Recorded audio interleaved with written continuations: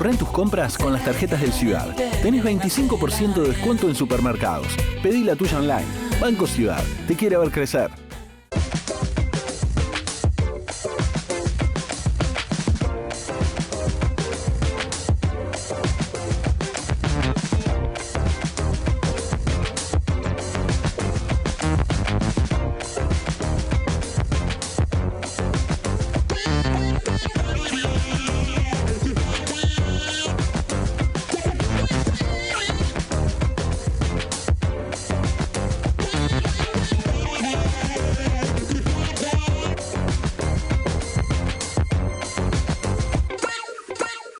Defensor del pueblo de la provincia de Buenos Aires.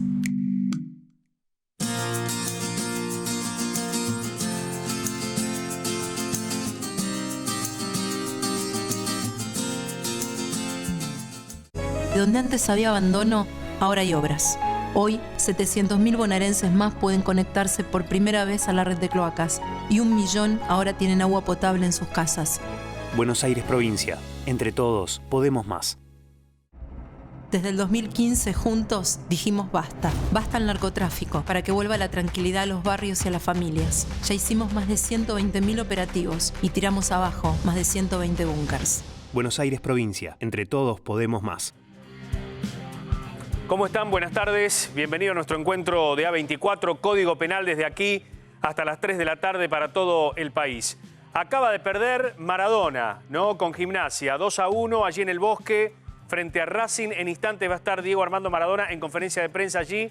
En instantes el móvil de A24 ya subiendo señal para tener audio y video y conocer qué dice Maradona. La primera impresión en su debut dirigiendo al Lobo en esta derrota que casi se convierte en un empate sobre el final, pero ya lo vamos a estar hablando allí desde La Plata. Vamos a abordar en esta primera parte de Código Penal un tema muy sensible en la gente, el narcotráfico. Pero imagínense ustedes si hay un juez de ejecución penal, un juez que en algún momento se desempeñó quizás como hombre dentro de un penal, ¿no? Como una persona ligada al servicio penitenciario de la provincia de Tucumán, que lo relacionan concretamente con el narcotráfico, que lo acusan o lo denuncian por reclutar presos obligados a vender narcóticos, cocaína, marihuana, todo el menú de droga que conocemos, ¿no? Y que se trafican en la República Argentina. Imagínense ustedes. Bueno, es el caso de Tucumán que involucra supuestamente a este hombre que ven en pantalla. Se llama Roberto Guyot. Es un juez de ejecución de sentencias. Esto ocurre en el servicio penitenciario Villa Urquiza y están con nosotros en esta tarde aquí en Código Penal Gabriela Gatica Ruiz, que es analista política, y Gustavo Morales, que es abogado denunciante. Bienvenidos a los dos. ¿Cómo les va? Muchas gracias. Gracias por acompañarnos.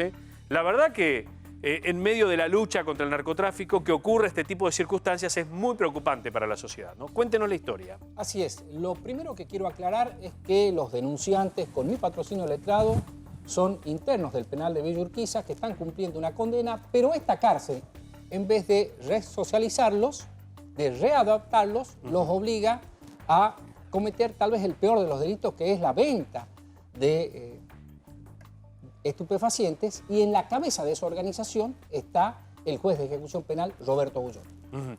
Gabriela, ¿cómo es la historia del juez Guyot? A ver, empecemos antes sabiendo el tema de la justicia penal y entrando de lleno a lo del doctor Guyot, el juez. Por un lado, hace poquito, hará 2 semanas, en la justicia penal, el derecho a reclamo a través de la sociedad con armados de causas en la cabeza de Roxana Tevez, que muchos la conocen, la causa de ella, armó una carpita junto con la representante federal de Cortes de un gremio judicial pidiendo por los derechos de los trabajadores judiciales, que vienen siendo abusados en horarios, etc. ¿Qué hicieron? Reprimen a la carpa de madrugada, rompen todo y dejan a 2 mujeres vulnerables en el medio de la nada. O sea, que no se puede reclamar. En el caso del juez de instrucción penal, que estaba hablando con el doctor Morales, es más grave porque supuestamente los condenados tienen que cumplir su castigo, su condena, pero también tienen derechos. Derechos que el primero es no volver a delinquir. Eso es lo que nos enseñan en la justicia. Pero si tenemos un juez que los obliga a delinquir y que a cambio, si no delinquen, les dice, ok, él lo va a explicar más en detalle, torturas, castigos y hasta la muerte. ¿Qué es lo que pasa ahí adentro? Se ven obligados a hacerlo, pero estos detenidos, que creo los vamos a ver con nombre y apellido, dijeron basta, dijeron no. Nosotros queremos cumplir la condena y seguir adelante. A ver, pero bien. los presos están denunciando que supuestamente El a tráfico de instancias drogas, del juez la Guyot, venta. ellos están obligados dentro de la cárcel a vender drogas Exactamente. a otros internos. Es A más ver. grande, ¿no? Porque está la justicia federal también. A ver, ya hay Sí. una denuncia en la justicia federal, ¿no? Es mucho más grande porque, para contextualizar esta denuncia, Guyot está en el servicio penitenciario desde hace 10 años. Desde el año 2009 hasta el 2015 fue director general de institutos Eso es lo que penales. lo que yo refería recién al arranque, ¿no? Esa organización comenzó a gestarse allí. Luego, en 2015, pasa a ser juez de ejecución penal y el refinamiento es mucho mayor. ¿Por qué? También intervienen en esta red de narcotráfico integrantes del Ministerio de Seguridad Ciudadana, especialmente una ex subsecretaria de Asuntos Penitenciarios, la ingeniera Karina Assad. Y es tan grande esta red, se imagina usted, en 10 años, que se produce la droga en cocinas, en la cárcel de Villa Urquiza, especialmente en departamento de producción y en la panadería, o sea que no solo se venden a otros internos, sino hacia afuera. Y es tan redituable este negocio que por visitas, y son 4 a la semana, generan un ingreso de 400.000 pesos. Se imagina, por semana es 1.600.000 pesos. Ahora, usted está haciendo una denuncia muy grave porque está involucrando a no solo un juez de ejecución de sentencias, sino también a funcionarios de seguridad. Ahora nos van a contar, los dos, qué pasa con estos personajes. ¿Están en funciones? ¿Están siendo investigados? Lo hablamos en un ratito, ¿Cómo no? porque vamos a escuchar los videos. La primera de las denuncias que llegan desde el servicio penitenciario de Urquiza. A ver, vamos a escucharla. Él en 2 oportunidades me ofreció la libertad y que salga a vender droga en la provincia de Buenos Aires. Yo quiero que vean esto porque es sumamente grave y mi vida corre riesgo. Les pido por favor ayuda, les pido de corazón ayuda. Allí está Gonzalo, ¿no? Denunciando al juez de ejecución. Este chico está detenido allí en el penal. Sí, lo sacaron en realidad del penal, está en este momento una comisaría, pero sufrió una brutal golpiza que evitaron otros internos quienes también recibieron el castigo. Y es muy importante el testimonio de este interno porque fue el primero que se animó a hablar y a desmontar toda esta vasta red de narcotráfico que, insisto, tiene su cabeza en el juez de ejecución penal Guyot. ¿Qué le hacían hacer a Ignacio? Lo torturaron, es más, hasta lo hicieron presenciar la violación de otro interno que también se había negado a vender estupefacientes, y quien violó a ese interno fue un compañero condenado por violación. Y además son filmados y fotografiados por personal penitenciario con la anuencia de Guyot, y esas filmaciones fueron secuestradas en un allanamiento que se hicieron en Villa Urquiza en 2 oportunidades. Esto es muy importante porque por primera vez cobra en la historia de Tucumán. Sí, la palabra del preso, ¿sí? En la cárcel de Villa Urquiza. A ver, ¿Ignacio fue llevado a una comisaría para protegerlo?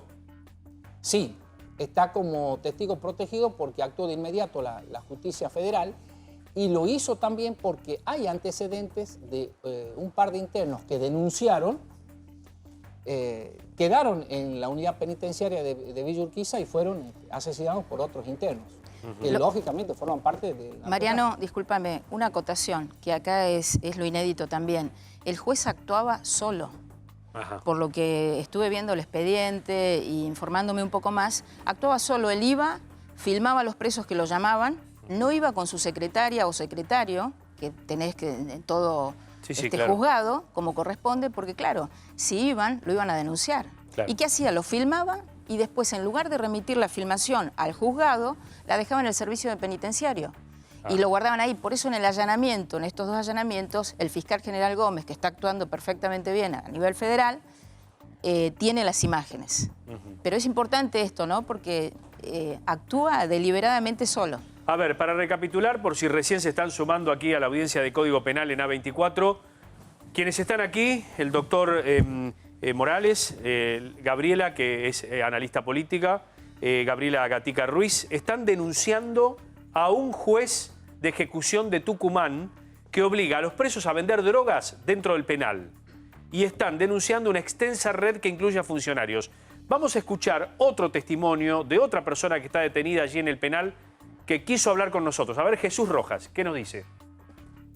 Hola, señor periodista, me llamo Rojas Jesús Martín y quiero contar lo que me ha pasado en el penal de Villa Urquiza por el juez Roberto Gulló. He sido violado, que le mandó a otro preso para que me viole. El interno se llama Fernando Emilio.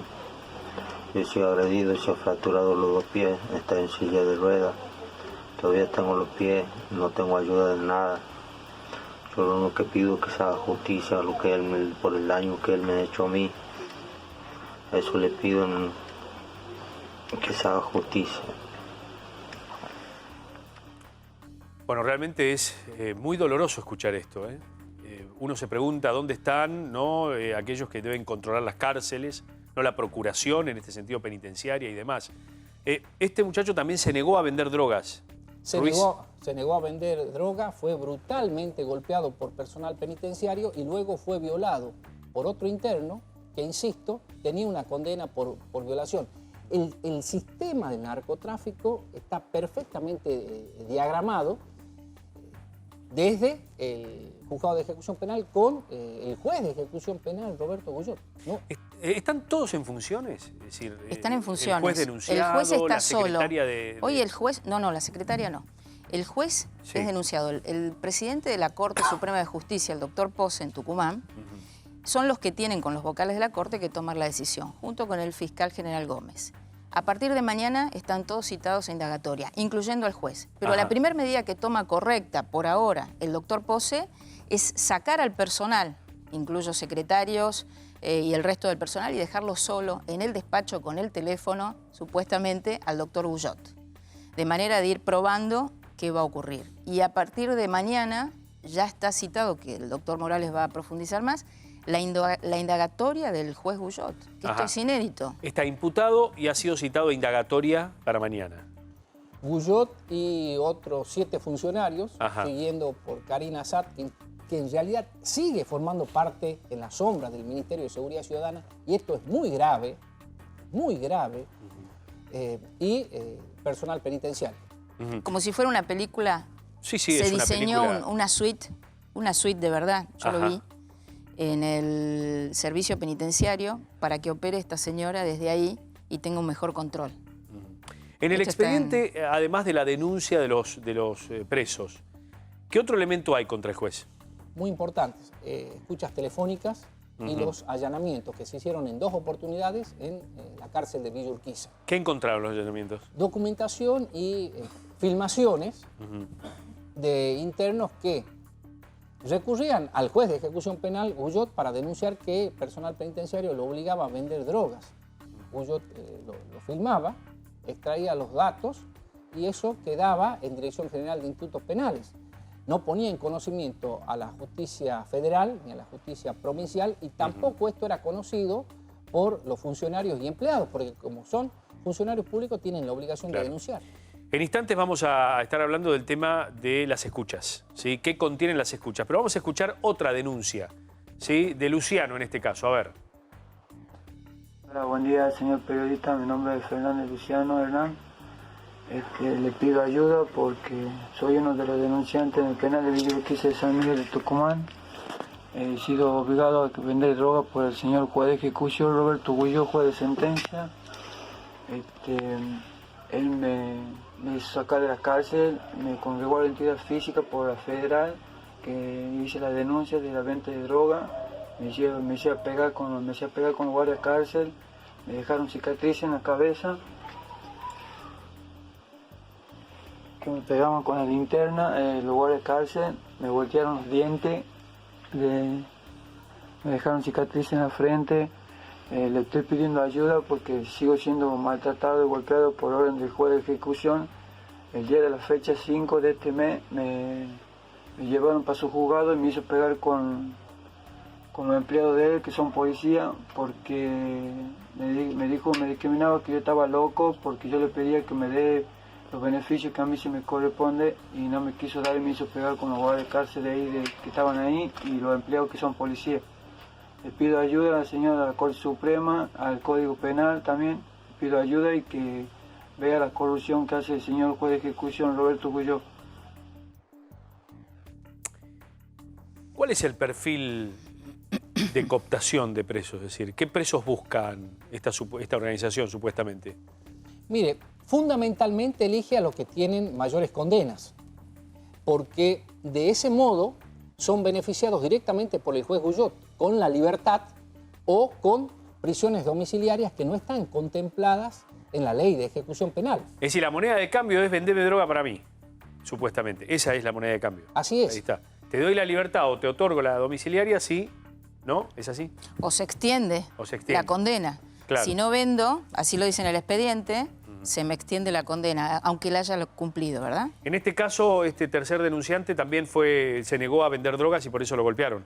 Así es, y está a punto de cumplir la condena y nunca recibió beneficio alguno, ni siquiera una salida transitoria. Nada. De ese modo actúa Guyot, que va desde la imposibilidad de acceder a beneficios que están establecidos en la ley, pasando por tortura y hasta le cuesta la vida a los internos. Yo entiendo el derecho que tienen los internos, pero la gravedad institucional es que un juez esté delinquiendo o haciendo esto supuestamente con los presos. ¿Qué te parece? Había pasado hace 20 años, ¿se acuerdan ustedes, en el penal de Caseros? Cuando en el penal de Caseros, exactamente. Los obligaban a salir a robar, ¿se acuerdan cuando fue el asalto en el restaurante Dolly, allí en Figueroa del Corte y Tagle, que matan a un policía de en el restaurante de la esquina. Buenos Aires, ¿se acuerdan? Bueno, se determinó que en ese momento el ladrón había salido para robar. Y era toda una banda que se dedicaba a eso. Por eso digo que tiene que ser un ejemplo lo que la Corte Suprema de Justicia tiene ahora en sus manos. De Tucumán tienen que hacer honor a sus cargos. Exactamente. El fiscal general Gómez tiene 30 años en esto, ya sancionó a un juez por estafa al Estado. Viene con antecedentes muy positivos, así que confiamos en que él haga justicia. Vamos a reiterar, ¿cuál es el penal que ocurre esto? En Villa Urquiza. El penal de Villa Urquiza, que es un penal de máxima seguridad. De máxima seguridad y en el que hay 1.500 internos. Es decir, una población... Se unifica, ¿no? Lo federal y provincial. ¿Es el más importante de Tucumán? Sí. Es el penal más importante de Tucumán. Es como hablar en el Servicio Penitenciario Federal de la cárcel de Seiza. Exacto. ¿No? Así es. Ahí tenés casos de la federal y casos federales, perdón, y casos provinciales. Por eso en Comodoro Pi la semana pasada y mañana lo va a ampliar, ya tiene la causa la jueza Servini de Cubría y el fiscal Marijuán. Oscar Rodríguez es otro interno, es otro preso que también quiere denunciar en Código Penal. A ver. Buenas tardes, señor periodista. Mi nombre es Oscar Delfín Rodríguez. Tengo 54 años, soy insulino diabético. Todas las noches me están sacando al hospital prácticamente a colocar insulina y suero, como pueden ver. Y yo estoy siendo castigado. Yo estoy en este lugar muy chiquito, apretado, no tenemos aire para respiración ni nada, por el solo hecho de haber denunciado el tema de la droga del doctor Guyot, que él manda a hacer cosas ahí adentro, que está uña y carne con el servicio penitenciario. Yo vi personalmente cuando le pegaron a Giri y a Atanasio Ledesma y le pusieron puntas diciendo que ellos tenían punta. En ningún momento tenían punta ellos. Yo vi cómo le pegaron inhumanamente, lo patearon como si fuera una bolsa. Mi hijo de 8 años estaba de visita ese día con mi señora, tuve que cortar la visita, mandarla para que no vean eso, pero ya había visto a mi hijo pequeño, se fue llorando y asustado y mi señora también. Como también vi cómo lo violaron a Jesús Roja, al interno. Entonces vi tantas cosas y él obliga con el servicio penitenciario a que le vendan droga para él. ¿Qué pasa? El servicio penitenciario está bien afianzado con él. Yo nombré todos los servicios, todos los que están en el servicio penitenciario, que los maneja él como quiere. Lo maneja a los psicólogos, lo maneja al forense, maneja todo él. Entonces nada se puede llegar. Yo soy diabético, soy una persona enferma, todas las noches me están llevando al hospital. ¿Cómo puede ser esto, señor periodista? Nosotros pedimos ayuda al Código Penal, pedimos justicia por todo esto. Tenemos miedo por nuestra familia, tenemos miedo por nosotros mismos. La señora Karina Assad vino acá a amenazar que va a meter el fuego, que nos va a quemar todo, a los empleados policiales que están aquí y a nosotros. Mire cómo estamos por haber denunciado. Yo estoy condenado con una condena vieja, con la ley vieja, y resulta que me aplicaron la nueva. Me quieren tener y tener en la cárcel para la reliquia. ¿Para qué me quieren tener si me necesita mi familia? Yo me voy a sentir más seguro en mi casa, como ellos también se van a sentir seguros en la casa. Así como tienen ellos uno de infantería para que nos custodie aquí, así pueden tener en nuestra casa, podemos estar, o con la pulsera. Ya con el tiempo que llevamos estamos pasados de todo, no hemos recibido ningún beneficio de él. Todos los beneficios que hemos recibido ha sido que nos peguen. A mí me apremiaron también. Ramón Mareño me pegó en la cabeza, en los pulmones, patadas en la columna. Yo tengo un pinzamiento de columna, soy hipertenso. Imagínense, si yo que soy una persona grande me pegaron, me mandaron a matar en la unidad 10, cuando fue el doctor Guyot, ese mismo día, cuando él se fue, al rato vinieron 10 encapuchados a matarme, a decirme que no, que porque lo denunciaba al juez Guyot. Lo mandó él, y no había ningún policía cuidando ahí, como siempre saben estar. Qué casualidad, ¿no? Qué casualidad. Y ahora con el arresto domiciliario me dan vuelta y me dan vuelta y me dan vuelta. Mi familia no tiene para venir. Yo tengo las pruebas en las manos, los papeles donde el intendente de Simoca le da el boleto a mi señora, donde son de escasos recursos, que no tienen a veces para comer. ¿Entiendes? Que es muy, muy triste todo esto lo que estamos pasando. Ese guiso que comimos es fideo con un poco de puré de tomate, sin carne. Así nos estamos dando vuelta. ¿Qué le vamos a recibir al servicio penitenciario si no nos trae nada, ni medicamento, ni nada? ¿Cómo nos va a traer para este lugar? ¿A usted le parece que esto come una persona? Y con esto lo tenemos que dar vuelta. Es muy triste ver a estos chicos jóvenes que quieren cambiar de vida, que quieren hacer una nueva vida.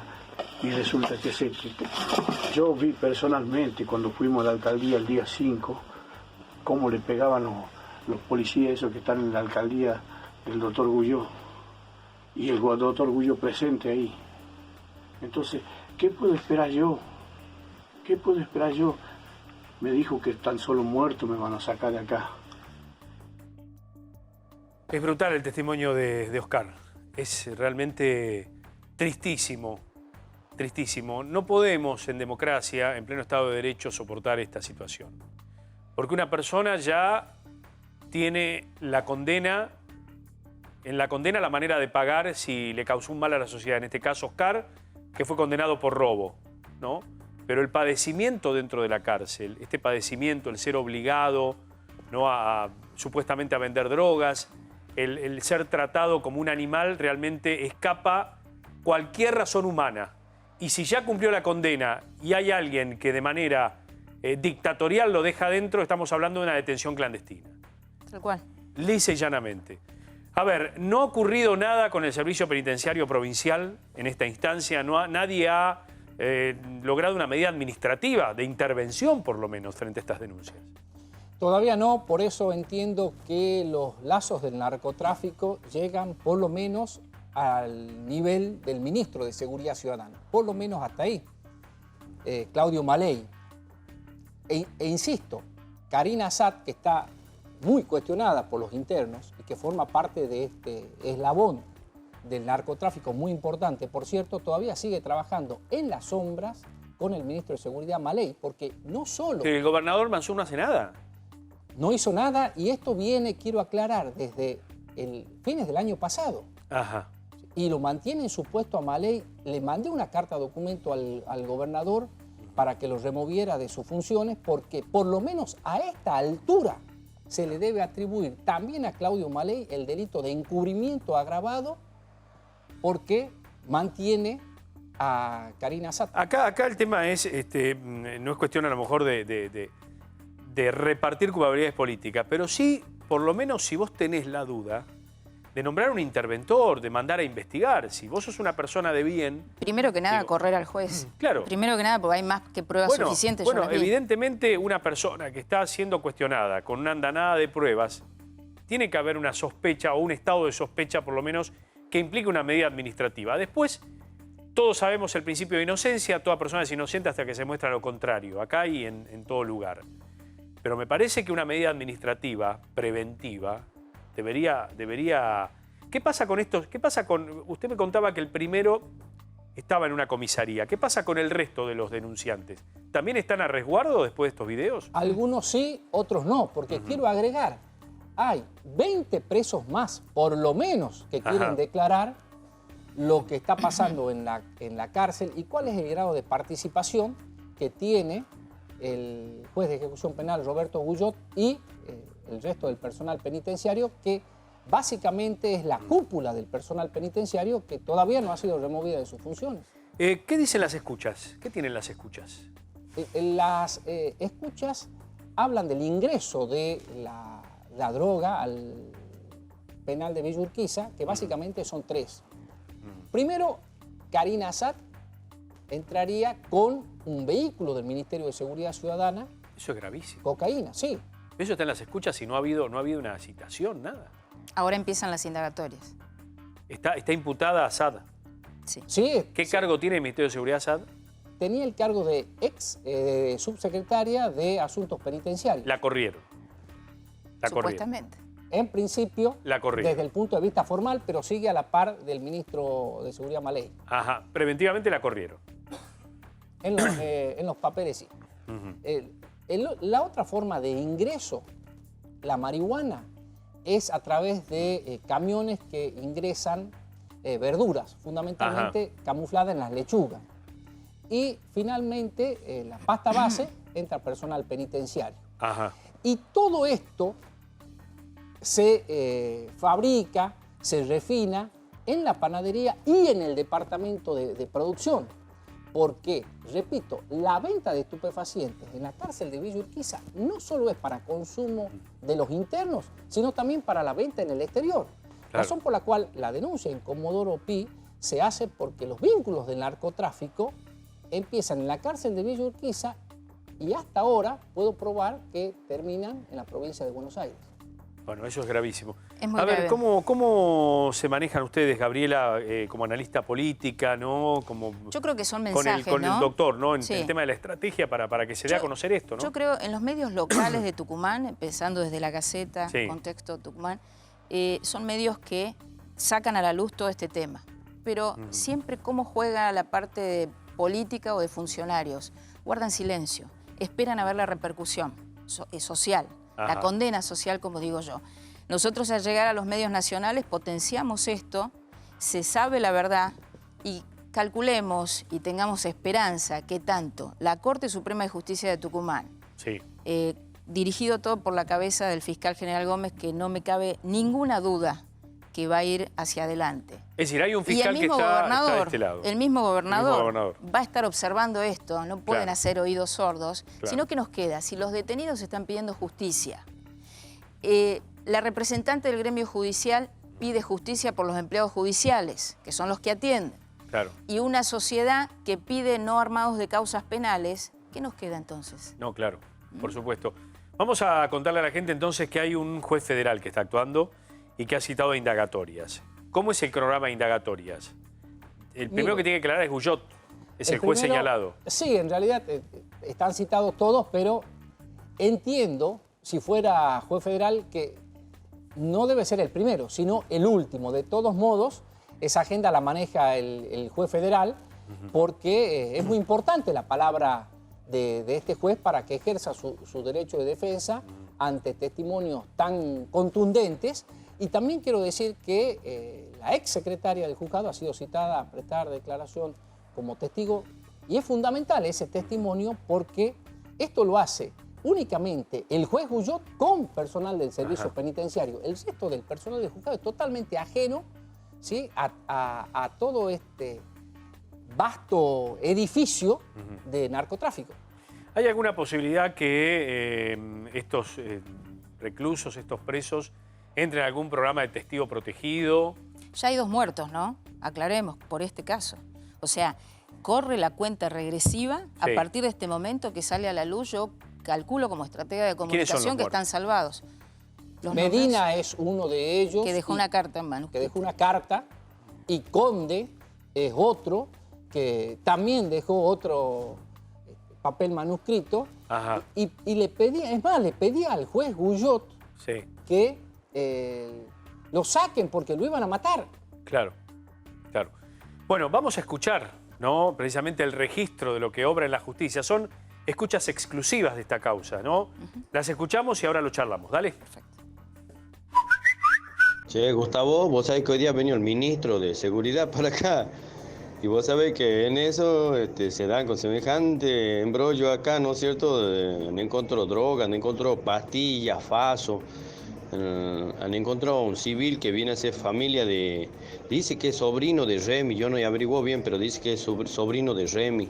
El chango es encargado de la panadería. A eso lo han encontrado con pastillas. Y han encontrado faso también han encontrado en la panadería. Uno han encontrado pasando pastillas a ese y al otro han encontrado el boleo de pastillas en la panadería, dice. Justo estaba el ministro, chango. Se armó un embrollo, mira vos, para que vos veas cómo producción hace el paso de droga, todo para acá, para adentro. A ver, ¿de qué se trata esta escucha? A ver. Lo que decía anteriormente es en el departamento de producción en el que se refina la droga para la venta interna y externa. Y ¿El que hablaba quién es? Es un interno. Ajá. Que se llama Jorge Daniel Cuenca, y cuando hace alusión a Remis es un integrante del Ministerio de Seguridad Ciudadana que ha sido designado como jefe de producción, también muy cuestionado en esta vasta red de narcotráfico. Y lo que él decía es muy importante. Y esto prueba acabadamente que el ministro de Seguridad, Maley, tiene pleno conocimiento de lo que está sucediendo en el penal de Villa Urquiza y no hace absolutamente nada. Por lo cual entiendo que por lo menos se le debe atribuir el delito de encubrimiento agravado, a menos que más adelante se pruebe algún grado de participación criminal. ¿Hay más escuchas? ¿Tenemos alguna más? Bueno, esta es la escucha más importante, ¿no? Esta es una de las escuchas más importantes que obran en la causa. ¿Qué expectativas tienen ustedes en los próximos meses? ¿Qué puede ocurrir? Mire, la primera inmediata es que la Corte actúe con mayor rapidez. Las estructuras muchas veces tienen tiempos que son demasiado lentos. ¿Por qué la Corte? ¿No está la Justicia Federal primero? Sí, pero la Corte tiene la facultad de superintendencia sobre este juez de ejecución penal que es provincial. Ajá. Y también entiendo que la Justicia Federal tiene que acelerar los tiempos porque hay más prueba. Hay aproximadamente 20 internos que quieren declarar, pero hasta que no se les reciba declaración indagatoria, se prolongaría si declaran 20 internos más. Y quiero en ese sentido destacar la impecable actuación de los fiscales, el general Antonio Gustavo Gómez y el fiscal de primera instancia, que es el doctor Camuña, que en realidad le han salvado la vida a todos estos internos que han denunciado. Es más, a quien habla incluso se lo quiso incluir en el programa de testigo protegido, porque yo también hice una denuncia puntual en contra de Guyot. No quise, pero de todos modos tengo las puertas abiertas para ser testigo protegido.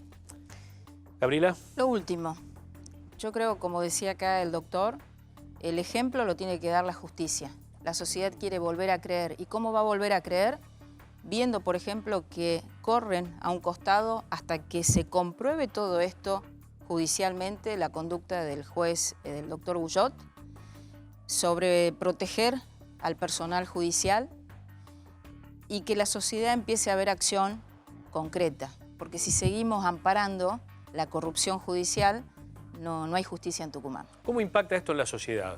Muy fuerte. O sea, fuerte. Vos tenés el néctar en la justicia penal, es tener campos, tener 9 cuentas en plazo fijo alrededor de 20 millones, como pasó con el caso Roxana Tevez. Entonces arman una causa penal, la detienen, yo te lo resumo muy rápidamente, la detienen a cambio de que ceda, estando detenida con su familia, la cesión de derechos, sí, las cuentas y todo, a cambio de la libertad. Entonces, así se enriquecen. Ese es un clan y que está probado. Ya lleva 8 años Roxana Tevez luchando con esto, no está sobreseída, sí logró la libertad, con una mano adelante y otra atrás, compró con un auto de sus bienes, una lavandería y hoy vive honestamente con una lavandería. Y sigue, esto está también en la Comisión Interamericana de Derechos Humanos que se llevó. Ajá. ¿Está la posibilidad de plantear esto también ante la Comisión Interamericana de Derechos Humanos, el tema este de los presos? Sí. Sí, también porque es extremadamente grave. Yo quiero agregar algo también muy importante, porque además de delitos federales como la venta de estupefacientes, hay otros que le correspondería investigar a la justicia provincial y no lo hacen. Y no lo hacen porque el actual jefe de los fiscales, Edmundo Jesús Jiménez, antes fue superior de Guyot. Es más, Guyot ingresa como director general de institutos penales de la mano de Edmundo Jesús Jiménez cuando era ministro de Gobierno y Justicia. Luego pasa a ser jefe de los fiscales, Jiménez, y Guyot es ascendido a juez de ejecución penal. Por lo cual me permito también dudar de ciertos comportamientos omisivos del jefe de los fiscales Jiménez, porque hay un catálogo de delitos, apremios ilegales, torturas, amenazas, interceptaciones ilegales de comunicaciones, que debieron ser investigados por los fiscales de instrucción, porque esto no es de ahora, viene desde hace una década aproximadamente, y guardan absoluto silencio porque el jefe de los fiscales le da órdenes a sus inferiores que no investiguen. Excepto al fiscal Gómez. Excepto el fiscal Gómez. Que pertenece a la justicia federal. Que es de la justicia federal. Y una cosita, hay un gremio, el judicial, que tiene un protagonismo muy importante. Yo le diría a Julio Piumato que viaje a Tucumán, que se reúna y defienda a los trabajadores como lo hizo en la cabeza Alejandra Romero Martínez, que era una de las que proclamaba, pero parecía que la dejaban sola, pero no está sola.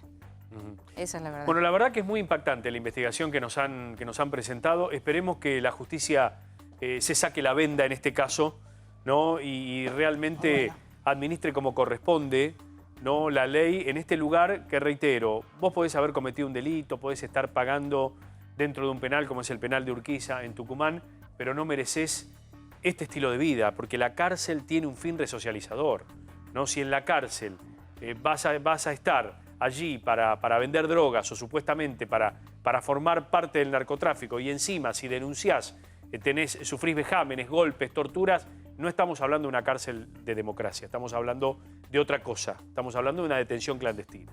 Y se hace realidad lo que escribió José Hernández en el Martín Fierro, y es señor a la justicia y anda en Anca del Maspillo. Muchas gracias, doctor Morales. Gracias. Gabriela Gatica Ruiz. Mariano, a vos. Gracias por la presentación.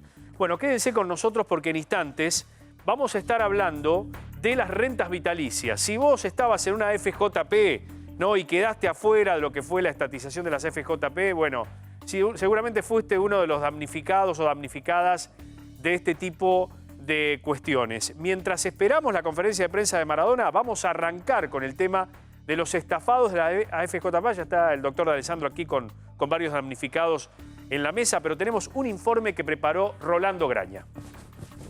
Ahora van a reclamar, pero no están ni Menem ni Cavallo.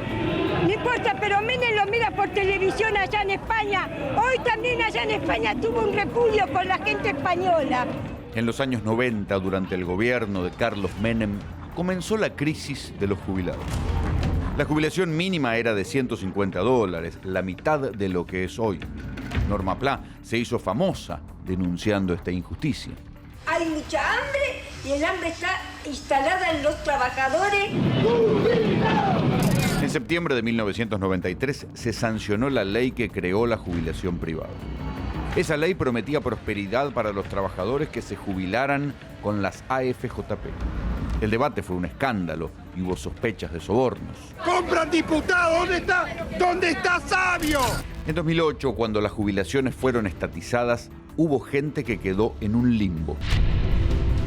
Son, en su mayoría, viudas y discapacitados que hoy, aún hoy, son los estafados de las AFJP. Vos tenías $500,000. Exactamente, en mi cuenta de capitalización. Hoy cobro 7.000 pesos. No puedo alquilar ni una pensión. Veníamos unas vacaciones y fallece a los 2 días.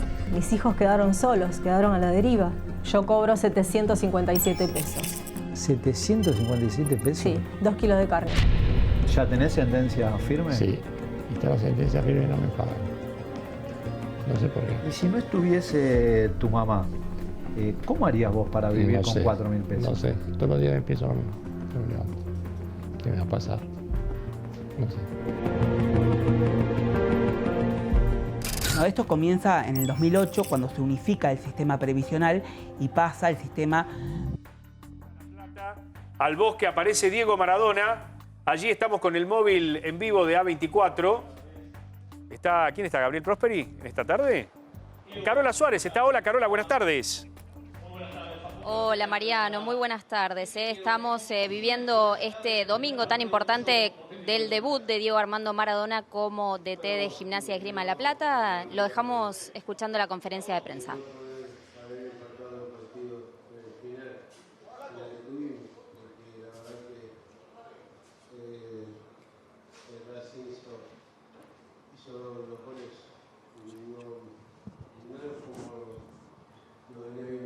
A ver si podemos mejorar el sonido. A ver. Vamos a intentar mejorar el sonido, ¿eh? No hay que llorar. Acá hay que seguir trabajando, seguir metiéndole. No, para nosotros, para el cuerpo técnico, hablando con el presidente recién, el martes estamos otra vez para volver al entrenamiento, para seguir metiéndole. No hay un paso atrás. El equipo cuando se encontró en dificultad supo lo que hacer. Nos llevamos una buena calidad de jugadores nuestros que nos pueden dar mucho en todo el campeonato, ¿no? Diego, al fondo a la derecha, Nacho Tara de Teis Sports. Preguntarte las virtudes que encontraste en esta semana de trabajo, que seguramente es la primera y necesitas más, y cuánto lamentaje que te convierta en el segundo gol tan rápido. Y no terminamos de evitar el gol del empate, que ya estábamos perdiendo 2-1. Pero bueno, el fútbol tiene estas cosas y la tenés que pasar de hoja lo más rápido posible, aunque a mí me duele el alma en este momento. Me dicen, ¿te duele la cabeza? No, me duele el alma, porque no creo que el campeón argentino haya sido más que nosotros, que en ningún momento nos llevó por delante, en ningún momento fue superior a nosotros, salvo que tiene jugadores de calidad que te pueden esconder la pelota y no poder agarrarla y tener que correr el doble, más si vas atrás en el tanteador, ¿no? Diego, aquí a tu izquierda, justo a la zurda. Federico Bueno en vivo para Fox. ¿Sabés que cuando te diste vuelta en el empate de Gimnasia a La Platea le decías, era injusto? El equipo había hecho figura Arias en el primer tiempo, el arquero de Racing.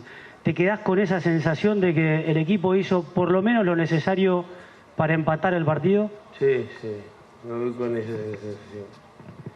Esa sensación que te queda como que estaba esperando que la red se moviera en la última jugada nuestra y no se movió.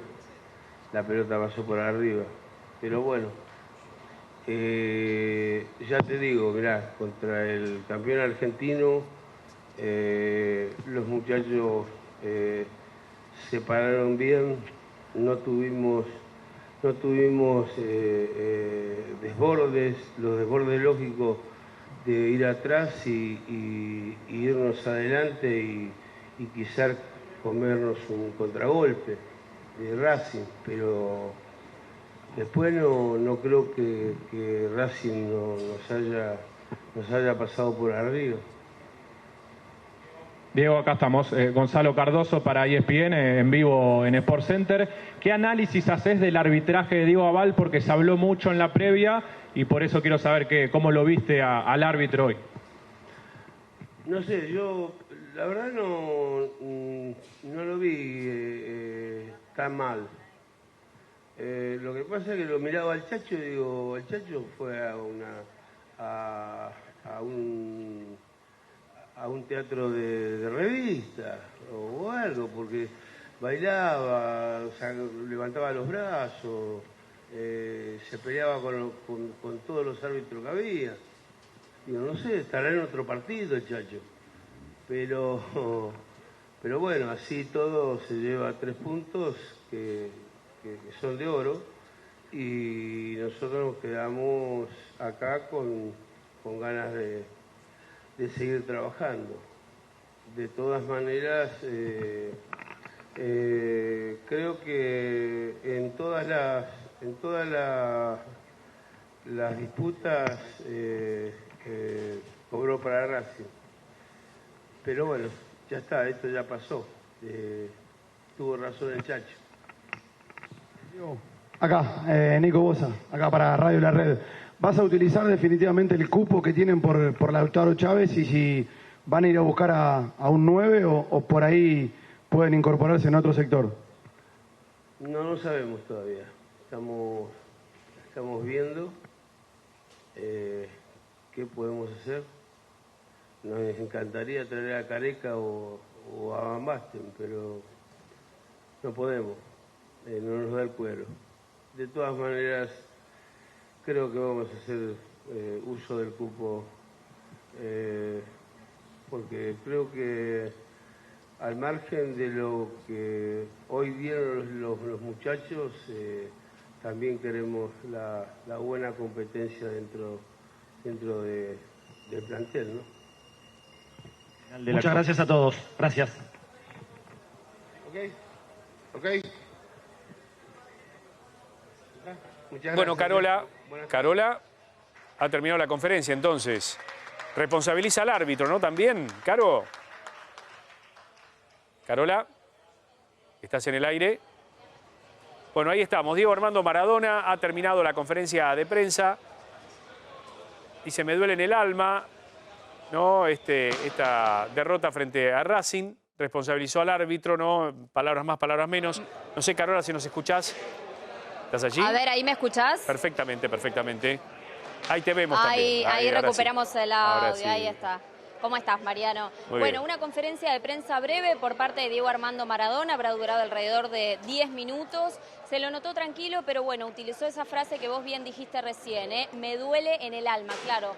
Arrancar este debut como DT de Gimnasia de Esgrima de La Plata con el pie izquierdo, ¿no? De alguna manera, pero esto que vos decías recién, ¿no? Un poco responsabiliza al árbitro. Él cree que tomó partido él lo llamó todo el tiempo a Racing como el campeón y de todas maneras dijo que su equipo estaba conforme con la performance, digamos, de su equipo, pero de todas maneras dijo Diego Armando Maradona que le dolía el alma por este resultado, Mariano.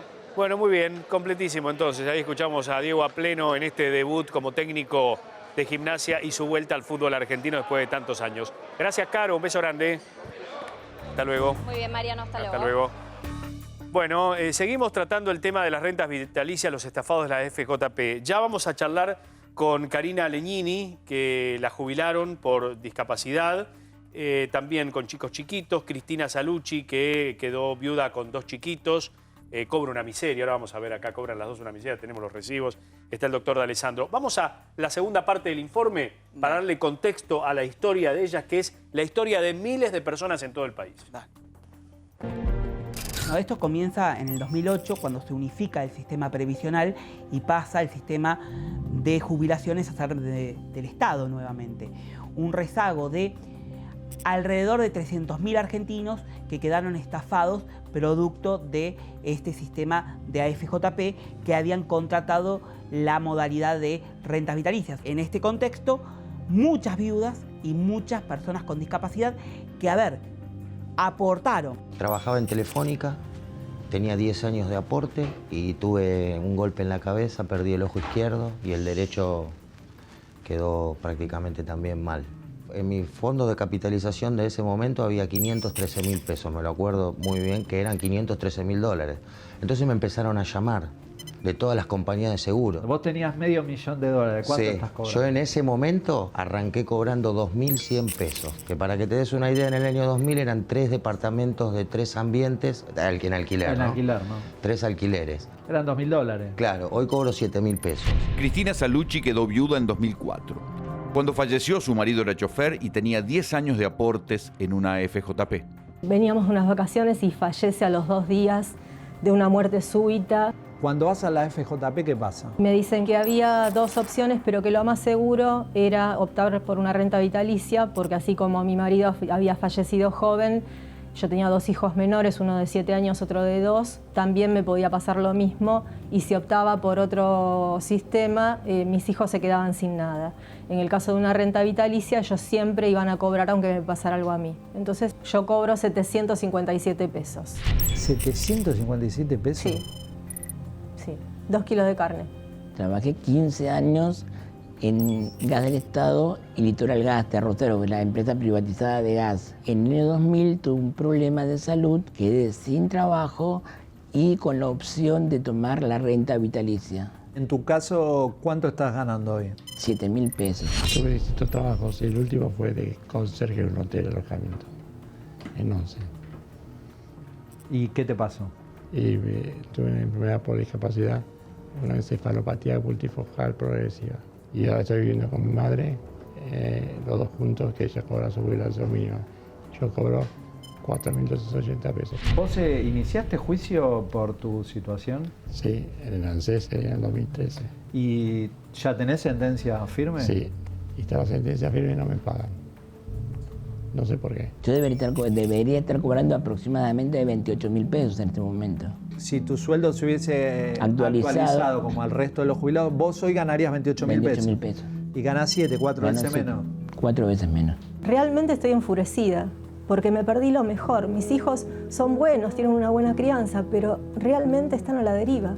Trabajando todo el día porque tratando de buscar, de compensar esa falta de dinero. Así que me siento mal. Me siento realmente muy mal. Discriminada, enfurecida y por eso sigo en esta lucha. Y la verdad me la robaron con mi jubilación. Inventaron historietas imaginando que uno nunca las leyó. Yo tengo fuerza todavía en el corazón.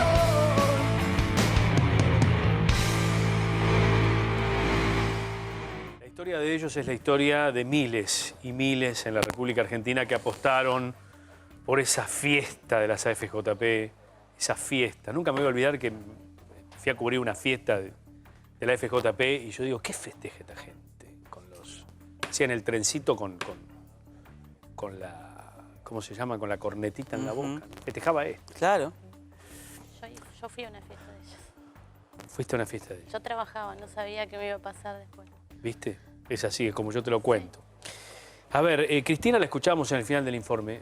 No te dan las horas para trabajar. ¿Cuánto cobras? ¿Tenés el recibo acá? Sí, 757 pesos. Ahí está, 757 pesos, Sí. 2 hijos, 2 kilos de carne, como vos decías ahí.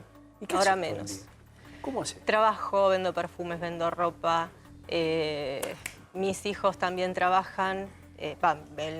Mi hijo menor no, porque termina la escuela secundaria. Mi hijo mayor trabaja en negro 12 horas y algo me está ayudando. Pero bueno, es difícil. ¿Tu hijo mayor cuánto tiene ya? 22. ¿Y tenía cuando...? 7 años. 7 años. Sí. Claro, se tuvo que hacer hombre Sí. de golpe. Sí. ¿No tuvo infancia? No. No tuvo infancia. ¿Y tu historia? ¿Por qué te tuviste que jubilar? Bueno, yo era cajera. Ante todo quiero aclarar que me encantaba trabajar. Bueno, me enfermé de los pulmones y me jubilaron. Bueno, quiero aclarar eso porque muchos piensan que es de planes y nada que ver. Somos personas que trabajamos, desgracias de la vida nos pasó, bueno, a mí me tocó enfermarme, a ella el marido falleció, como mucha gente, bueno, en todo el país somos muchos, pero tampoco tantos como para que no nos paguen lo que corresponde, por derecho, porque nosotros aportamos a las privadas el triple de lo que uno aportaba al ANSES. O sea, para tener esa jubilación el día de mañana, porque yo no pensaba enfermarme, ni el marido de otras personas pensaban fallecer.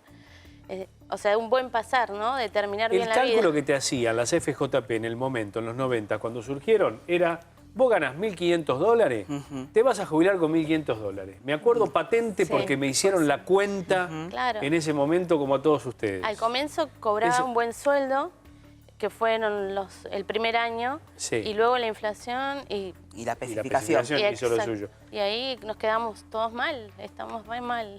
¿Por qué quedaron afuera de la estatización de las FJP? Hay que aclarar que hay unos 300.000 argentinos que no son considerados jubilados, porque no son considerados dentro del sistema de seguridad social.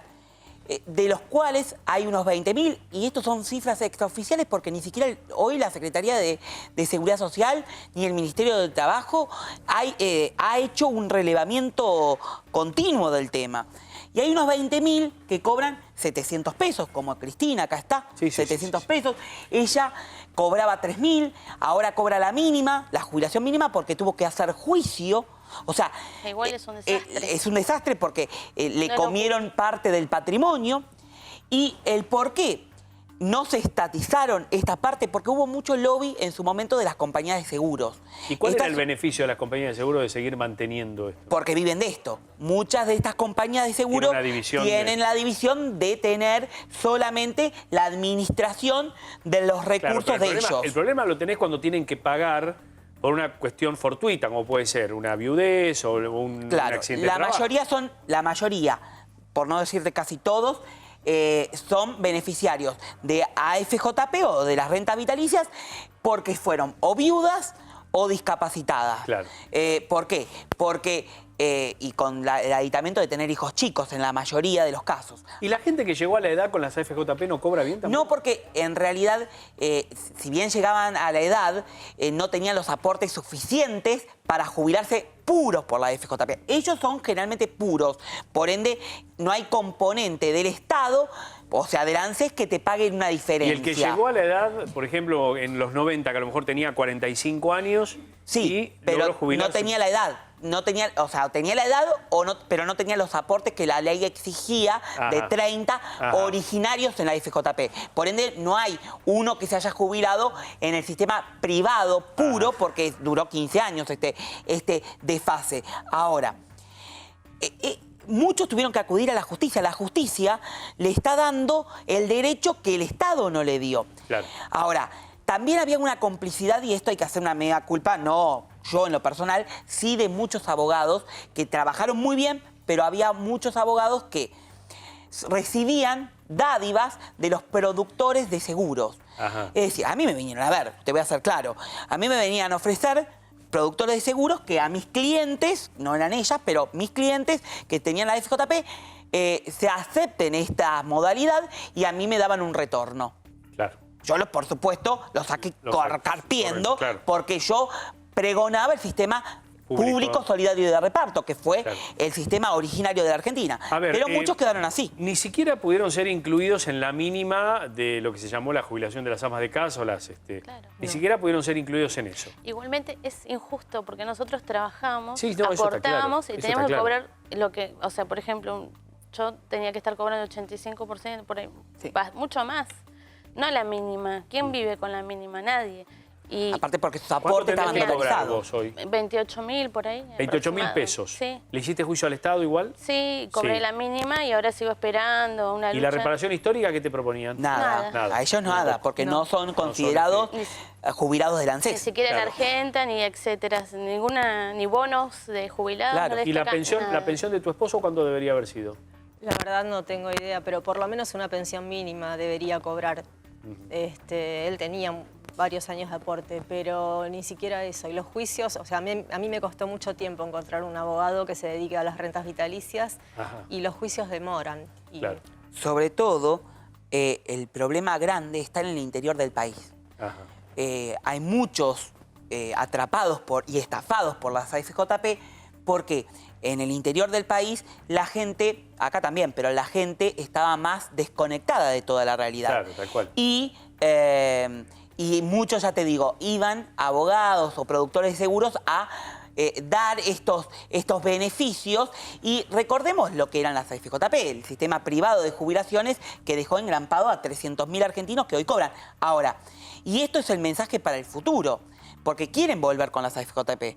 Y eso, si ellas que cobran 3.000 pesos y tuvo que hacer un juicio de 5, 6, 7 años como para poder cobrar lo que le corresponde, y Cristina, que está con 700 pesos de sueldo, tendríamos por millones beneficiarios de estos montos. Yo creo que las AFJP no van a volver.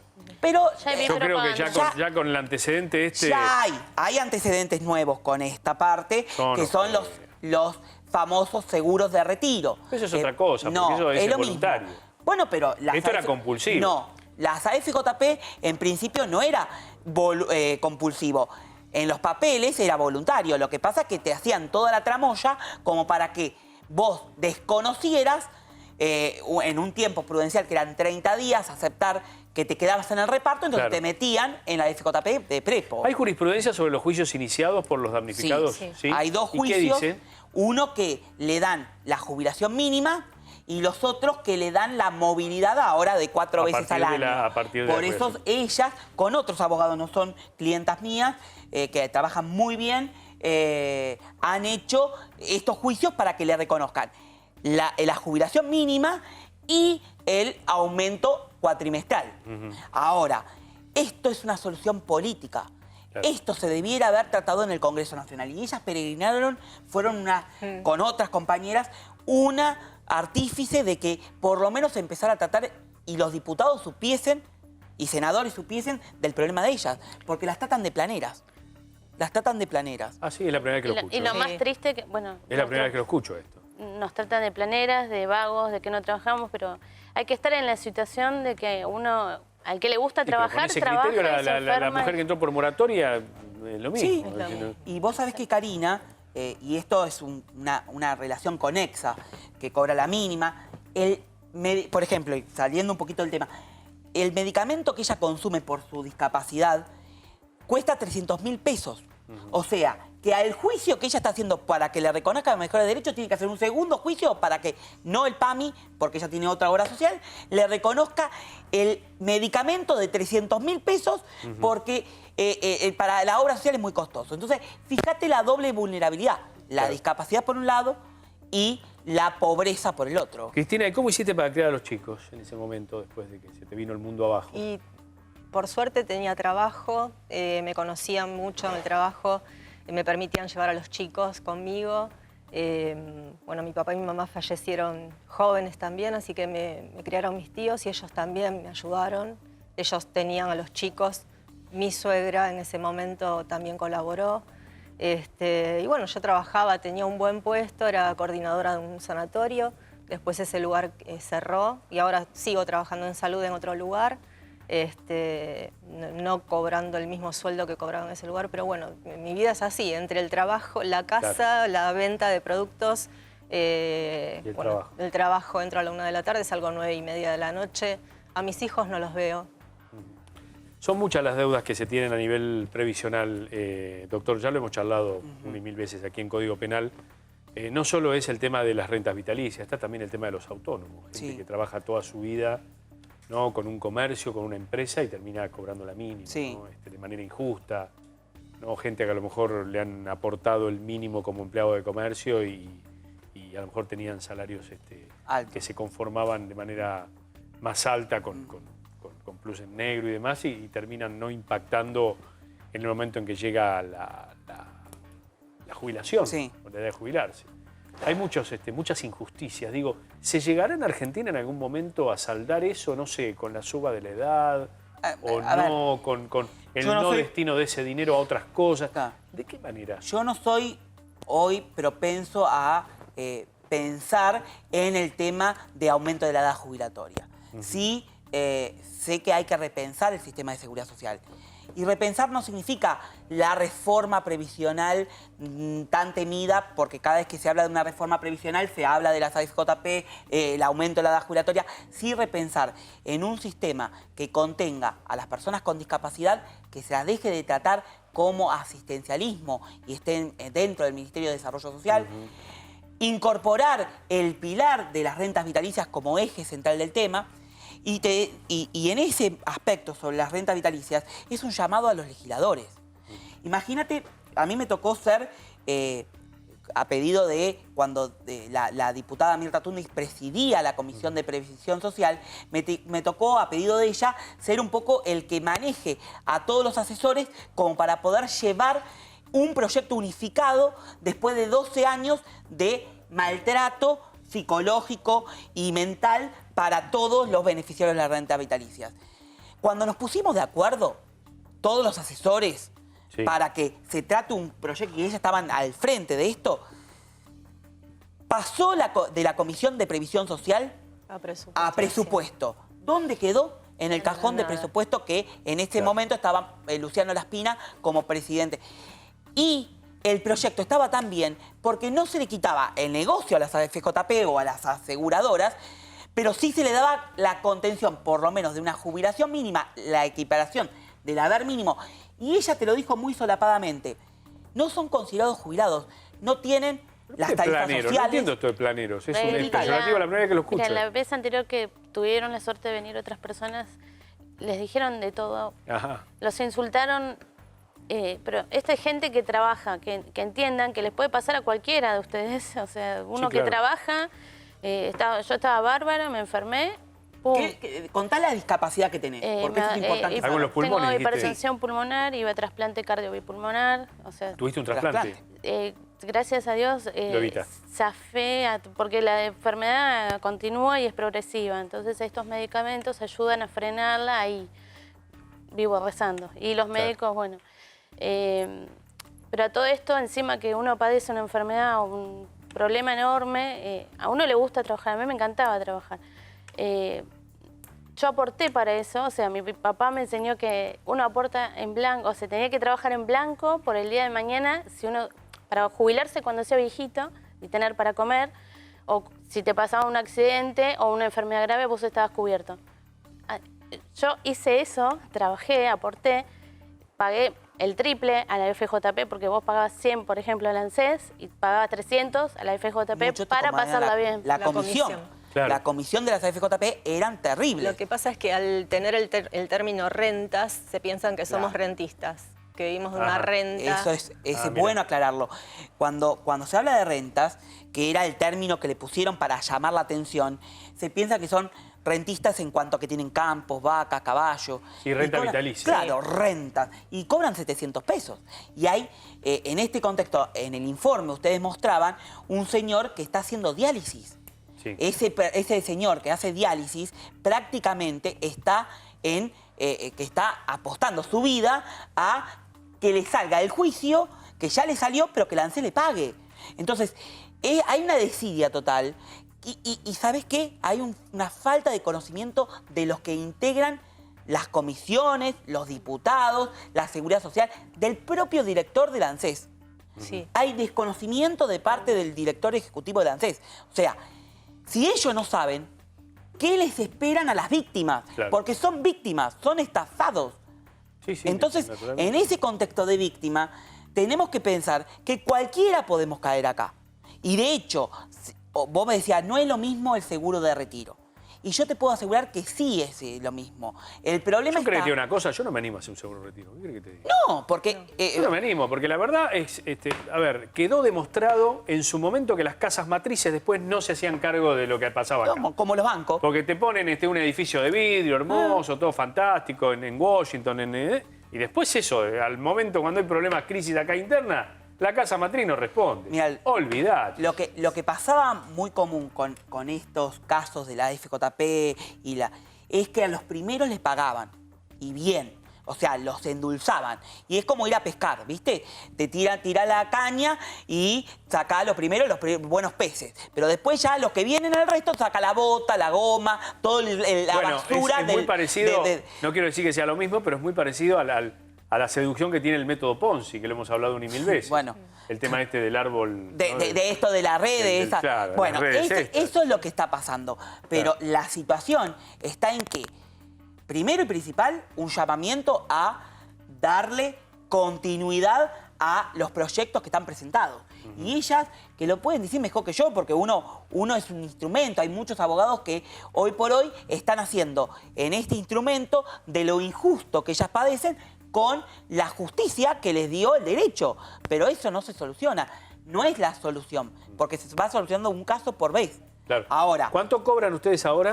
Yo la mínima. La mínima. ¿Y vos? 757 pesos. ¿Seguís ahí? Sí. ¿No pudiste No, yo gané en primera instancia el juicio y continúa. Ajá. Y hay gente, discúlpame, que cobra 50 pesos o 150 pesos. Sí. En todo el país nosotros armamos una página y nos cuentan y uno la está pasando mal y ves que todos estamos re mal y no es justo porque... Y no tienen aumentos, porque no les aumentan a los restantes que cobran un poco más de la mínima, a lo mejor cobran 15.000 pesos, tienen el sueldo estancado desde el 2008. Porque como no entran en la movilidad, porque el sistema de actualización de este pago por AFJP se hace con lo que ingresa y las ganancias que tiene esa aseguradora. A ver, punto número 1. Cuando fue el tema de la estatización, se deberían haber tenido en cuenta estos casos. Punto 1. Sí. ¿No? Error. Sí. Cuando se estableció la ley de moratorias, la última de Cristina, debería haber incluido estos casos. Cuando fue la reparación histórica de la administración Macri, deberían haber incluido estos casos. Así que, y la ley última de movilidad también. Y la última, la del cambio de... Lo pidieron, ¿eh? La del cambio de fórmula, que tantos problemas trajo y qué sé yo, el tema de la actualización cada 3 meses, deberían haber incluido la renta vitalicia. No la incluyeron. Digo, ¿qué están esperando? Bueno... yo no sé qué están esperando, porque la verdad son familias, hay historias, no es solamente un asiento o un número. Acá tenés gente que ha trabajado toda su vida, que confió en lo que alguna vez pregonó el gobierno de turno, en este caso en la década del 90, ¿no? Con esa panacea que se pintó alrededor de la FJP. Y vuelvo al comentario inicial. Yo me fui a una fiesta de inauguración de una FJP, todavía no aportábamos y fui y vi a 2 o 3 directivos bailando con la corneta. Digo, ¿qué festeja esta gente? Bueno, y a la gente... esta gente? Festejaba esto, el gran negociado que sobrevino años después. ¿Y quién estaba en una de las FJP? Un CEO que integró este gobierno. Bueno, no sé, no me consta. Bueno, no, sí, no, ahí está la propaganda. Que la FJP, la ex máxima, la podemos nombrar porque ya no existe más, tiene Lopetegui, creo que Lopetegui o Quintana. Sí, es que está la pero yo digo, en ese momento se pintó como la panacea de la jubilación. Sí, es uno de los... Se salía bárbaro, te prometían. Yo en ese momento, me acuerdo, uno tenía un salario, suponete, de $1.000 o $1.500, 1.000 pesos, y te decían, el día que te jubiles a los 65 años, claro, la gente tenía 20 años, 22 años. Vas a tener este salario. ¿Qué decías vos? Bárbaro. Aparte te mostraban imágenes de una vida súper cómoda. El mar, el césped. ¿no? Por eso pagabas más también, ¿eh? No es que... Era la propaganda. Es que hay mucha gente que sigue confiando, porque nosotras participamos, estamos en Twitter y cuando estamos en televisión o escribimos algo, nos contestan que si volvieran las FJP, ellos cambiarían ese sistema. O sea, la gente no sabe cuál es nuestra situación. Estoy buscando porque es uno que fue ministro, se me cruza entre, no quiero decir bien Está bien, pero no... Que es un CEO de AFJP máxima. Claro. En ese momento todos tenían, hasta los bancos estatales tenían su aseguradora también. Tenías el Banco Provincia, Banco Nación. Hoy por hoy, vos tenés estos seguros de retiro de agencias nacionales que te dan un respaldo, es un seguro de retiro. Yo supongo que ya deben estar... de alguna manera deben haber aprendido de la experiencia y deben tener una salvaguarda, un reaseguro a partir de la superintendencia. En la Argentina, Mariano, somos difíciles de aprender y siempre caímos en el mismo error. La realidad es que este sistema de seguros que ya están pregonándose y que es el mismo modelo español que se toma, traído acá, ya por lo menos empieza a generar lo que en el pedido, y acá vamos a ser técnicos, en el pedido del Fondo Monetario Internacional es el retorno de esto que yo llamo AFJP Light. Distintos nombres, pero con el mismo contenido. Gente que después vamos a estar cobrando en el sistema previsional 500 pesos por mes. Y como te decía Karina, algunos están cobrando 150 pesos. Y sobre todo en el interior del país. Gente con discapacidad, gente con chicos, viudas. Sí, claro. Y la realidad es que tuvieron, y eso hay que desmitificar, tuvieron los aportes, hicieron los aportes.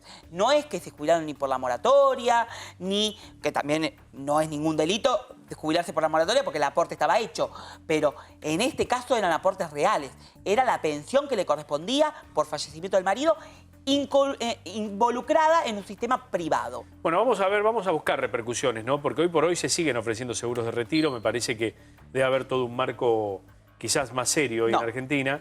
Pero vamos a hablar con las partes. Para ser honesto, vamos a hablar con las partes. Yo me hago cargo de lo que digo. Bueno, hacete cargo. Yo creo que tiene que haber todo un paraguas legal diferente a la luz de lo que pasó en 2001. El decreto que hoy figura promulgado por este gobierno, lo único y la ventaja que da es que a quienes se ajusten a un seguro de retiro tienen exhibición de algunos impuestos. Entonces, ¿te acordás antes? Y esto es claro. Acordate que cuando se promocionaban las FJP, la forma de que los bancos le enganchaban a la gente era con créditos, con baja tasa. Entonces la gente aceptaba el crédito, pero atrás se aceptaba la FJP, te aceptaban, venían las chicas con el short cortito, minifalda, y a los varones le daban una tacita, venían lo otro y le daban el juego de toalla o el marketing. Sí, Eso era la forma de promoción. Ahora la forma de promoción es reducirte impuestos. Entonces vos vas ahí, metés la plata y después no sabés dónde le va a parar. Y la realidad es que, claro, si es como un complemento, no estaría mal. Pero el problema es cuando ese complemento se transforma en tu subsidio Pero diario. insisto, me parece que hay otro paraguas legal y demás. Me parece que sería bueno indagarlo en los próximos días, ¿no? Más allá de los damnificados y los estafados. Yo te traigo toda la documentación y vas a ver que está complicado. Pero vamos a darle también el lugar. Por supuesto. Hay empresas muy serias en Argentina. Pero yo no digo que no. No digo que no. Bueno. Pero sí hay que reconocer lo que está pasando. Y yo me hago cargo de lo que digo, porque siempre lo denuncié y vos viste que no me he equivocado.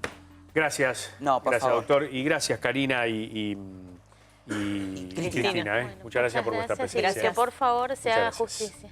Gracias. Que se haga justicia, sí. Exactamente, realmente. Muchas gracias. Gracias. Bueno, a ver, vamos a presentar un tema que es recurrente, ¿no? Siempre hablamos aquí en Código Penal de errores de la justicia, ¿no? Cuando la justicia termina condenando en muchos casos, o aprendiendo, o estableciendo estados de sospecha, ¿no? Personas que son inocentes, ¿no? O por lo menos que dicen ser inocentes. Estamos aquí con Juan Manuel Cosolati, que es abogado, y con Norma Cáceres, que es hermana de la víctima, de una mujer que apodan la santiagueña y que la confundieron con una mujer narco. ¿Cómo les va? Bienvenidos, ¿eh? Bueno, a ver, Norma, ¿nos quiere comenzar a contar la historia de su hermana? ¿Cómo es la...? Mi hermana, ¿cómo es como hermana? Mi hermana, nosotros nos criamos siempre conociendo desde el respeto, somos humildes, trabajadores. Mi hermana es una buena mamá. ¿Qué te puedo decir? Como hermana. Le dicen la santiagueña y la confundieron. No. Ella es santiagueña, pero no le dicen. No le dicen la santiagueña. No, ella es Graciela. Ajá. Siempre es Gra o Graciela. Para nosotros es Graciela. Inclusive para el barrio, para todos. Juan Manuel, ¿cómo es la causa? A ver, contanos. La verdad que yo llevo casi 30 años en lo que es el derecho penal, siendo funcionario y como abogado. Y hace tiempo que no veo una causa con ribetes de esta causa. Lo injusto de esto es terrible. No le dicen la santiagueña. La policía sabe que no es la santiagueña. Creo que el Ministerio Público, el fiscal que actúa en la causa, lo sabe, lo tiene muy claro, porque tiene elementos de sobra para darse cuenta de esto. Aquí hay alguna cuestión que venimos denunciando algunos abogados de las vinculaciones de narcos con la policía y muchas veces complicidades judiciales. Cuando digo complicidades, En el mejor de los casos hablo de algún tipo de error y tiene que ver con deficiencias del Poder Judicial, ¿sí? En el mejor de los casos. Sí. Lo que tenemos acá es a una persona detenida, a la que la vinculan con una banda narco, y todos los elementos que hay en la causa en este momento claramente demuestran que lejos de ser un narco es una gran mujer, una mujer que está casada con un hombre súper trabajador, que tiene una niña, trabaja en el barrio. Presentamos un montón de testigos. Y algo para que entiendas lo increíble de este caso. Cuando están allanando su casa, le avisan que hay policías allanando su casa por una causa de drogas, y ella estaba yendo con un remis a Villa Tesey. Esta mujer, la narco, entre comillas, para el Poder Judicial y los policías, le dice al remisero que la regrese nuevamente a su casa, y en el medio del allanamiento se mete en su casa para ver qué estaba pasando. ¿Alguien puede creer la experiencia y la lógica? ¿Alguien puede creer que una narco va a regresar a su casa mientras están allanando, donde además encuentran un pan de marihuana, pan que fue puesto por la policía o por alguien, Hay algunos testigos que van a declarar bajo identidad reservada y van a aportar elementos muy interesantes en todo esto. Y para que se entienda el contexto de esto, en el momento que estaban allanando el lugar, había un abogado que nadie sabe quién le pagó y quién lo puso allí, que la empezó a representar a Graciela Cáceres. Y lejos de representarla en el primer minuto, hizo todo lo contrario. A ver, en el allanamiento le encontraron 10 kilos de marihuana, distribuida en panes y trozos, alrededor de 1,5 kilos de cocaína, una pistola 22, una escopeta 1270 con pedido de secuestro del año 2004. Impresionante. Impresionante, claro que sí. ¿Pero que ustedes están denunciando de que esto se lo plantaron? Absolutamente. Pero no solo lo decimos nosotros. Es más, yo voy a hablar ya ni siquiera como abogado de Graciela Cáceres, ¿sí? Si lo hiciera como abogado, te diría que hay elementos de sobra para sostener que es una causa armada por la policía con complicidades del Poder Judicial en este caso. ¿A qué se dedicaba Graciela? Trabajaba en casas de familia. Una testigo se presenta en la fiscalía y dice que 2 días en donde la policía dice que la NN santiagueña, sin describirla, había hecho pasamanos, esos 2 días estuvo trabajando en la casa de esta mujer. Mientras que un policía que trabaja en la causa, a quien vamos a denunciar, porque claramente forma parte de esta falsedad, dice que la vio haciendo pasamanos. Y una testigo dice que ese día, ese horario, 27 de junio, 19 horas, estaba trabajando en su casa. Y hay WhatsApp que muestran esto. El remisero no tenía nada que ver. Declaró y dijo, la estaba llevando esta mujer, me dice, volvamos que me están allanando mi casa. No sé qué es lo que pasa. ¿Una narco vuelve a su casa? No, es algo raro, ¿no? Pero raro es... Pero bueno, ella ahora está procesada. No. No, está imputada. Sí, el fiscal, a pesar de todo esto, por eso digo que acá hay que evaluar cuál es el rol de la Fiscalía en San Martín, de la de drogas. El fiscal, con todos estos elementos de sobra que demuestran la genialidad de Cáceres en el hecho, pidió la prisión preventiva.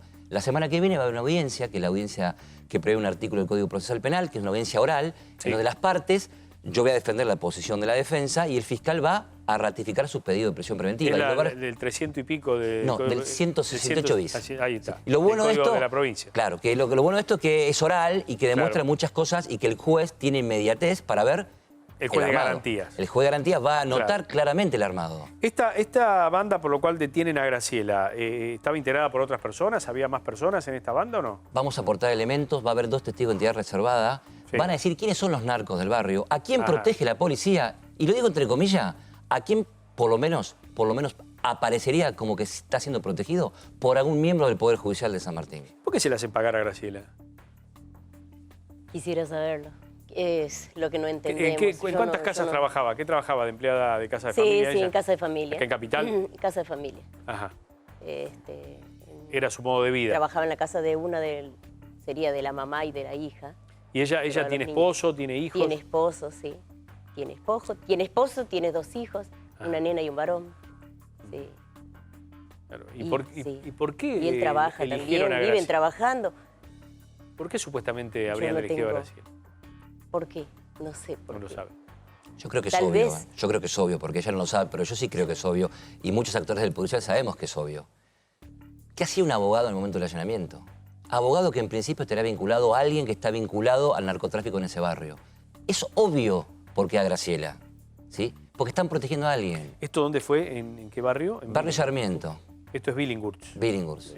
Es más, te doy un elemento para tener en cuenta. La denunciante, una denunciante anónima vía telefónica, dice que una NN la santiagueña más un Kitty, un Tuki, un Chiqui, algo así, estarían vendiendo drogas con protección de la comisaría de la zona, de Billinghurst. Ajá. ¿Quién trabaja en la causa?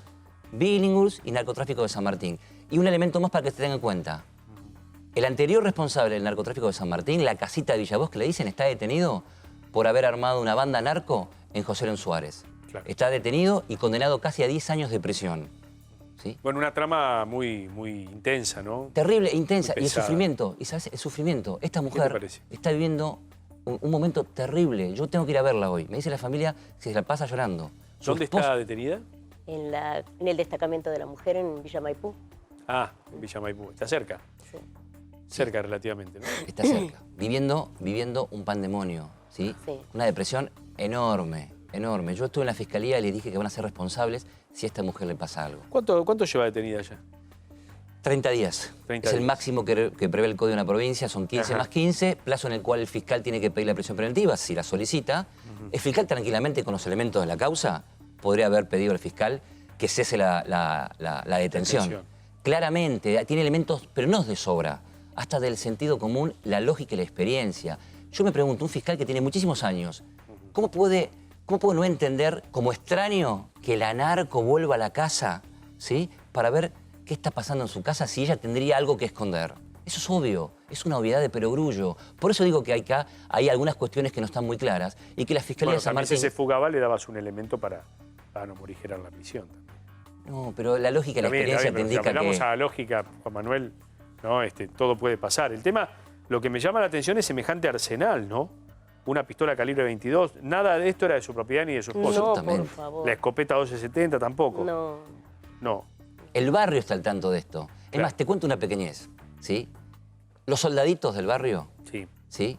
Le dicen a algunos testigos que saben que Graciela no tiene nada que ver y que no entienden por qué Graciela está detenida. Los mismos soldaditos, no defienden a los soldaditos, ¿eh? Claro. Estos pibes de 15, 16, 17 que años cooptan, ¿no? Que están cooptados por el narcotráfico, ¿sí? Que no tienen otra cosa para vivir que eso y que ganan 2 pesos con 50, ¿sí? Que después seguramente lo usan para comprarse drogas. Ellos mismos dicen que es enorme la injusticia de este caso. ¿Fue a visitarla? Sí, fui el viernes. Está desesperada.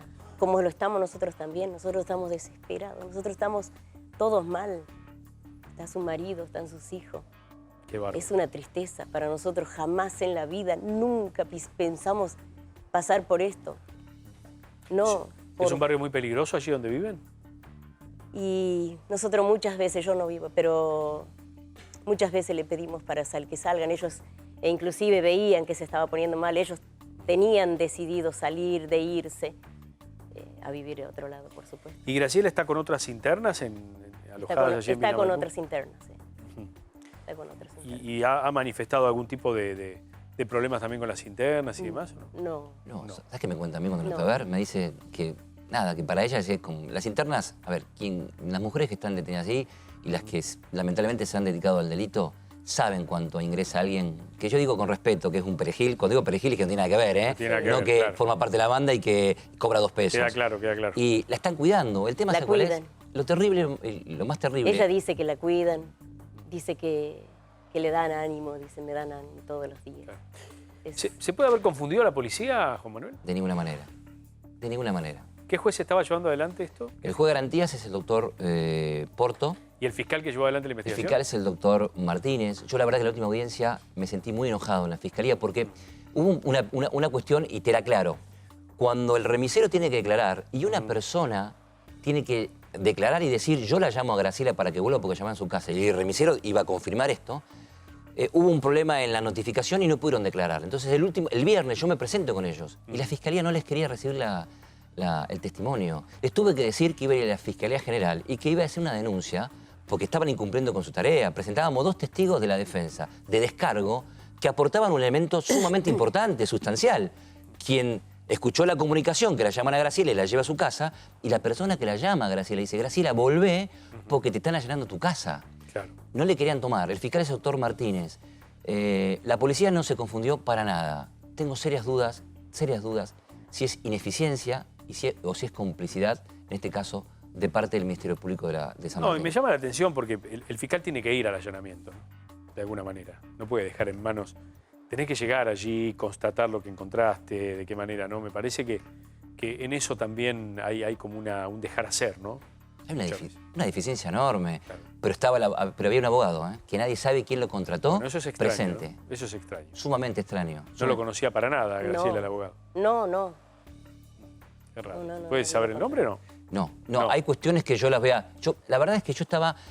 en un momento tuve una contradicción, una contrariedad de venir y contar esto, porque de alguna manera pongo en riesgo algunas cosas. Lo que pasa es que si esto no se visibiliza, ¿sí? Graciela, el miércoles, a Graciela le bajan la prisión preventiva al Poder Judicial, porque el Poder Judicial en la provincia de Buenos Aires, salvo honrosas excepciones, termina siendo un sello de goma de lo que la policía le dice que pasa. Policías buenos y corruptos, todo mezclado. ¿Cuándo es la audiencia entonces del 160 y pico? Me tienen que notificar martes o miércoles. Va a ser la audiencia y va a ser el día D para Graciela. Esperemos que se haga justicia. Esperemos. ¿No? Esperemos que pueda recuperar Yo creo su en la hermana. justicia todavía y creo eso en su inocencia también. Gracias por vuestra presencia, esperemos que todo salga bien y perdón porque sabemos que han estado fines de semana anteriores y por cuestiones periodísticas no han podido estar. Te agradezco la posibilidad de poder